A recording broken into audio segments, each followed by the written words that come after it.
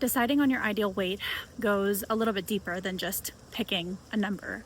And I've taken some time to think about this, and I've really broken it down into 3 different ways that we decide what our ideal weight should be.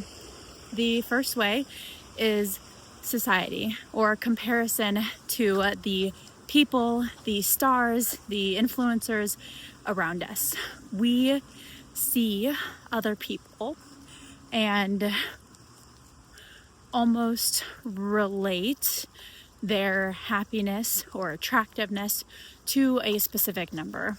And oftentimes we don't take into consideration the uniqueness of our own body when we compare ourselves to other people. Number 2 is recommendations and guidelines. There has been research that shows correlation between a certain weight to height ratio, or a BMI, with health. And it's a general guideline.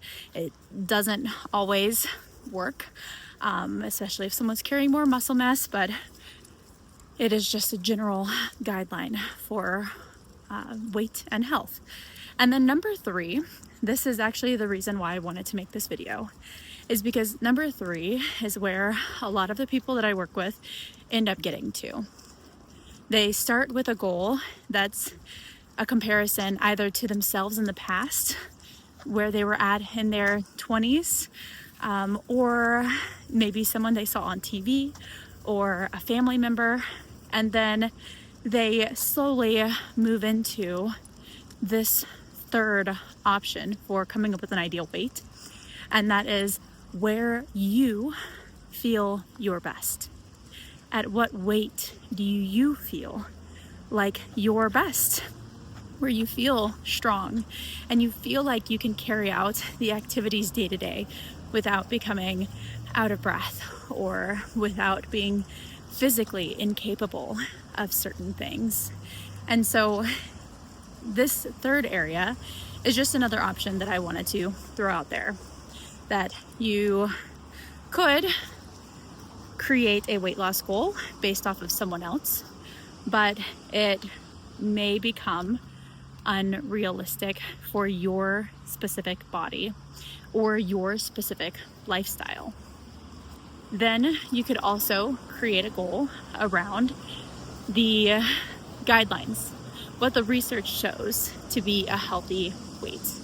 And this can also be a great option, but again, maybe it doesn't necessarily fit your body, because traditional weight on a scale doesn't necessarily indicate health, because that traditional scale weight doesn't give us the full story. It doesn't tell us the breakdown of our body fat and our muscle, the stuff that's in our body, like our organs and water.